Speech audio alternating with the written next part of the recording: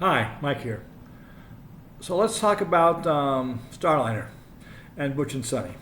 It's a good decision to send Starliner home uncrewed and see if it works. See if that, we can see if that, what would have happened if it had been crewed.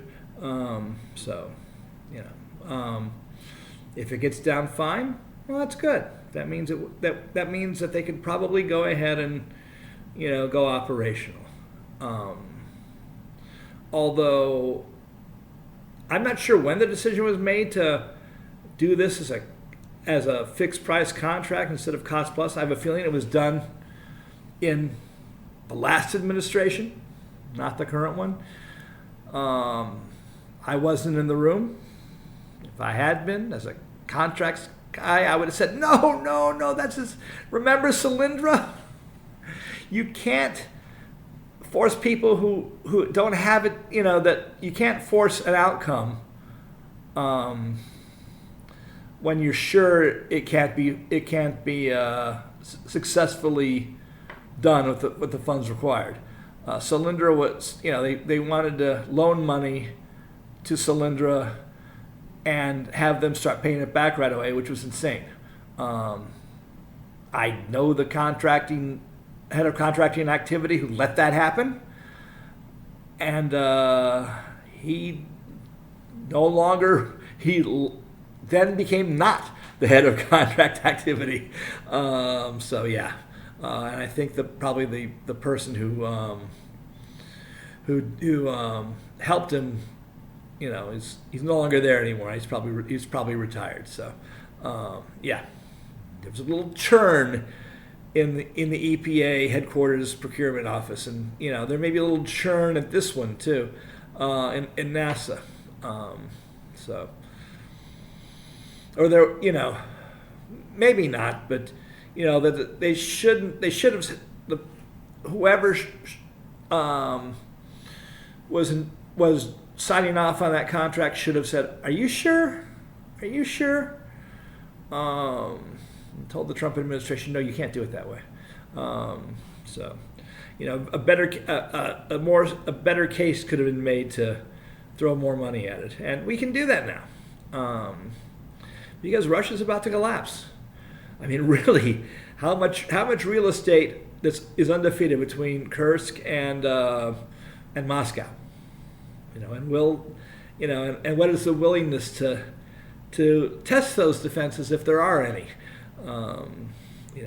That would, because eventually, Putin's going to either resign, not likely, or die, whether of his own avail or whether it's his idea or somebody else's, and that will, stop the war in Ukraine and probably, especially if there's a siege of Moscow, allow the ethnic oblasts and republics to throw off the Russian hold, and essentially dissolve the Russian Federation. They never dissolve the Federation. Is an idea that should never have been. Cede some of that territory. Let people decide whether they want to be part of Mongolia or Russia. I think Mongolia or China. I think Mongolia and China will win. So, there'll be a little border redrawing there. And that redrawing will stabilize things, and we can then take money out of defense and put it into space. And then we can afford to do a decent space program to build up the moon. Especially, on the other side of the moon, having some decent observatories rather than putting them in Hawaii, put them on the moon.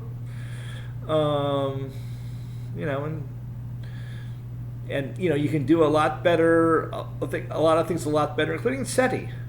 SETI on the moon would be so much better than SETI where it's being done now. So, but throw money at Boeing to make them well from this idiotic decision to make it a fixed price contract, and make sure there's enough money to make sure that the that there's a Starliner that is totally, we're totally sure it doesn't have the problems that Rocketdyne built into it. And it needs to be a part of the word, pardon my phrasing, a crash program, but it needs to be, maybe some kind of robust testing anyway. Maybe orbital testing that doesn't go to the space station. If you can, you got to do it. You got to do it. With throw money at it and double check stuff. And if there's if they're sure that they can get a good unit that can get to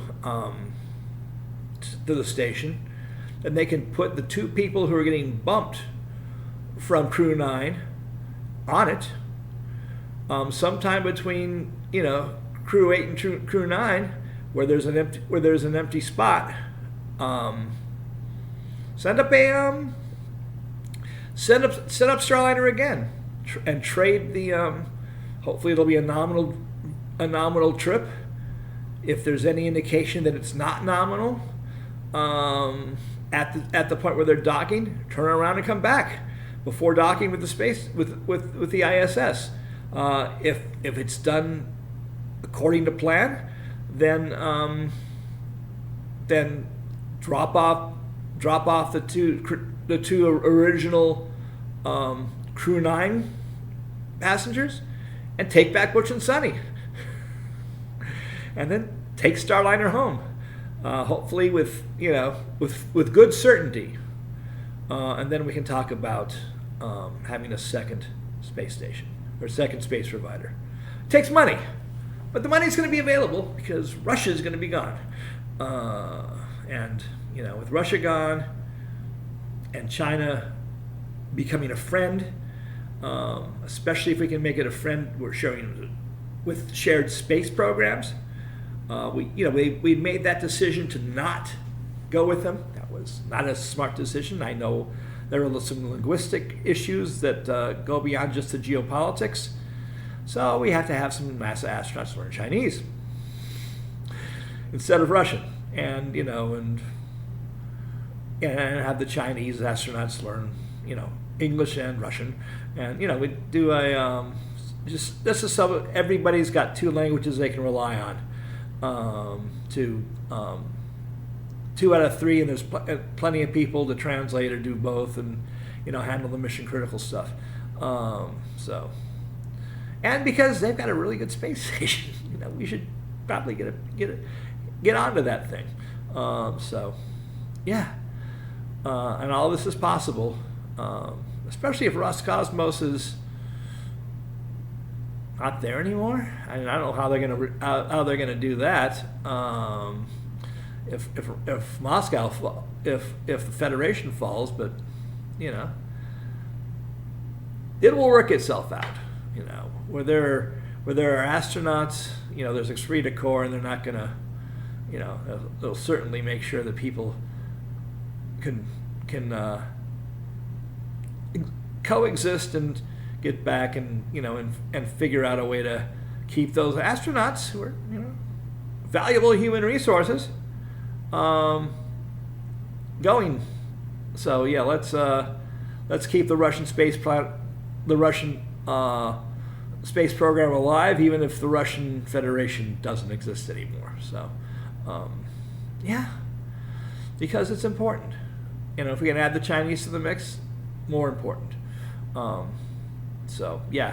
be plenty of money to decently explore the moon once Vladimir is no longer with us, and his war is stopped, and his federation is dissolved. So, yes, life will be, another place where border drawing, like in the Middle East and South Asia, is probably a good thing. So, and I have some ideas about that. It's kind of what I do as a organization specialist by training. as well as in training to be a social psychologist. So, yeah. So we'll end this now. I hope the idea of paying for and making Boeing whole and sending up a mission with the two Crew 9 and two NASA astronauts and then swapping out. I hope that's listened to. I hope somebody's heard it and takes it seriously, because it is a better option to just get back on schedule if we want to have Starliner and a second. If we want to surrender to SpaceX and kill Boeing's thing, we still need to make them whole. They were treated badly, but let's give it a shot to give Starliner a chance and go for that backup plan. But we got to fund it adequately. Can't have your cake and eat it too. So, yeah. So that's it. I will load this.